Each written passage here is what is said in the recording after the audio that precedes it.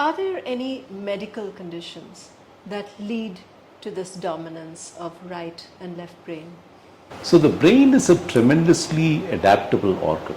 And if you listen to Professor V.S. Ramachandran lecture, he often talks about how, a person who's lost his limb, then, there is something called the homunculus, which is the way the human body is represented in the brain.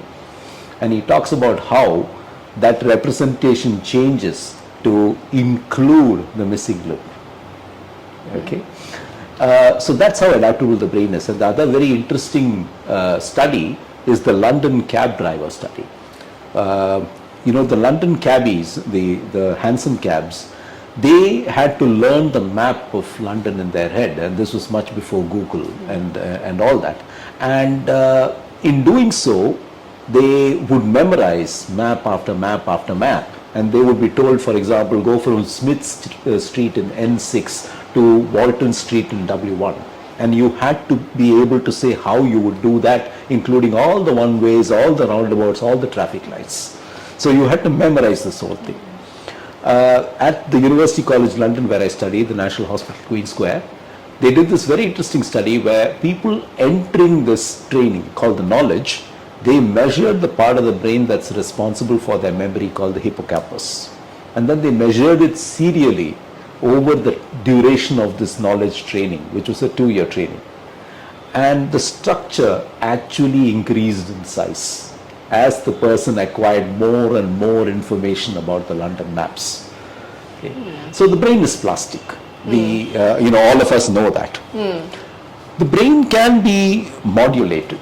So to give you an example, Oliver Sacks talks about a surgeon who, after an incident that affected his brain, suddenly discovered his interest and ability to play music at a very high level. So much so that he stops being a doctor, becomes a professional musician, and completely changes his life. And this is, I can't remember the incident now, it was something like a lightning strike that in which he lost consciousness. And this knowledge of playing the piano came later. And he was somebody who played the piano but never at that level. Right. Okay. So the brain is very adaptable. And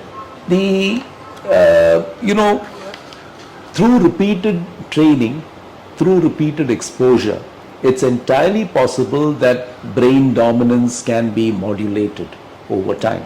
In fact, there's a concept called aptitude. Aptitude is what are you naturally good at. And a lot of schools run aptitude tests today. What is very interesting is that aptitude also is modifiable. It can be changed with repeated exposure and repeated training. So I think, on a very positive note, there is hope yet. We can all change beyond the way we are instinctively wired.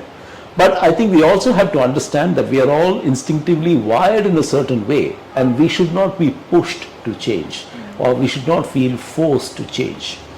And finally, I think, to close that loop, if you let people pursue what they are instinctively good at, the way their brain is wired, they are most likely to do very, very well.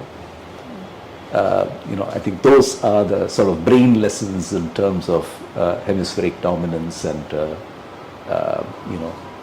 careers.